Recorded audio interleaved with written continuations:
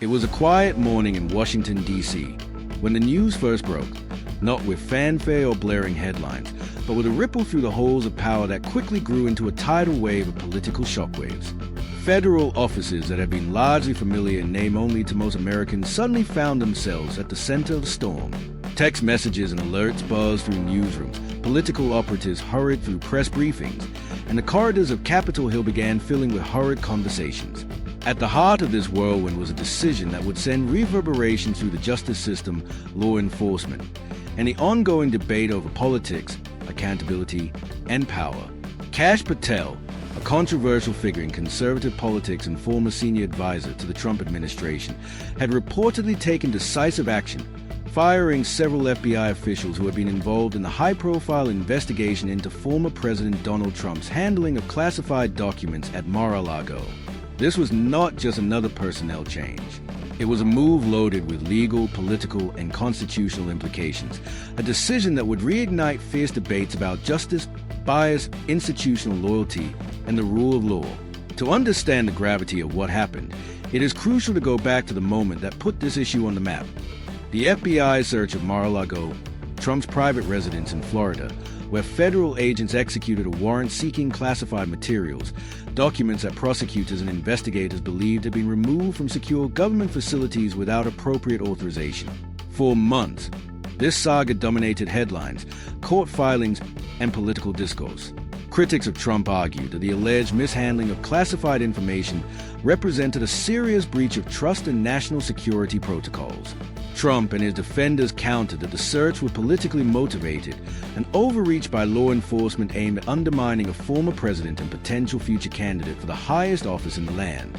The polarizing nature of the dispute encapsulated the deep divide in American politics, one side seeing an assertion of accountability, the other seeing the expansion of government power into political terrain. Within this contentious atmosphere, the individuals leading and participating in the FBI's investigation became targets of scrutiny themselves. To their critics, these were not faceless agents executing legal duties. They were emblematic of what some conservatives describe as a politicized justice system. To supporters of the FBI's actions, these agents were professionals carrying out a lawful investigation at great risk to their reputations and careers.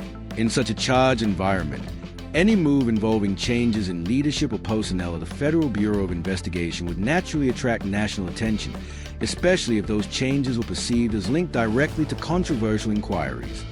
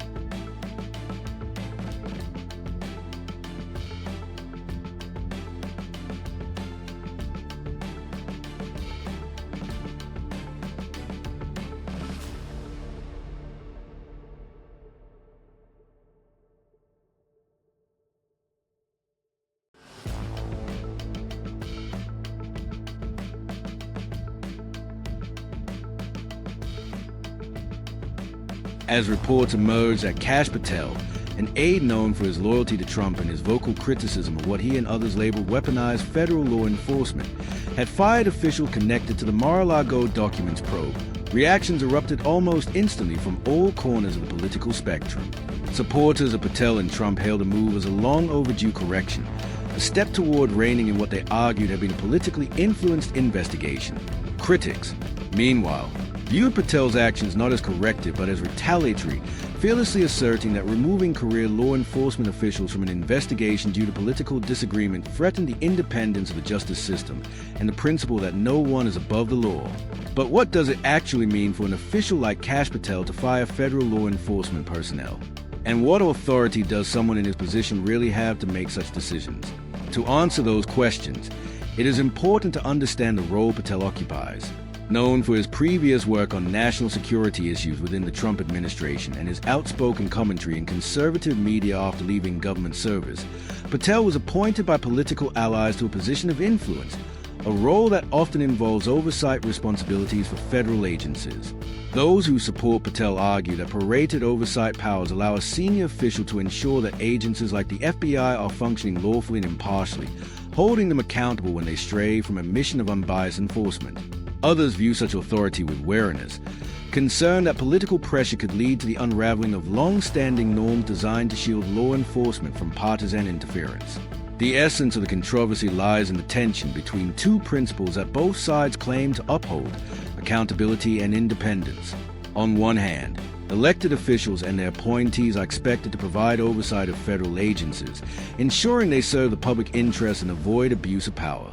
On the other hand, law enforcement agencies like the FBI are structured to operate with a degree of independence that protects their investigative work from political influence, especially in cases involving public officials or politically sensitive matters. The firing of officials involved in a politically charged investigation thus raises central questions. Where does oversight end and interference begin? And how does a democracy balance these competing claims without eroding the public's trust in its institutions? To many legal analysts, the move to remove FBI personnel connected to the Mar-a-Lago probe is unprecedented in modern American history. While personnel changes and leadership turnovers have happened before, often at the start of new administrations, directly targeting agents who participated in an ongoing investigation of a former president adds a layer of complexity that most institutions have rarely confronted. Traditionally, career federal agents are insulated from political pressure precisely to avoid the perception that investigations can be manipulated based on political preference. Removing them in the midst of a high-profile probe challenges that norm and invites questions about the motivations behind such decisions. The political reactions were immediate and intense. Republican lawmakers sympathetic to Patel's perspective framed the firings as an act of justice, a needed course correction targeting what they described as bias and partisan enforcement.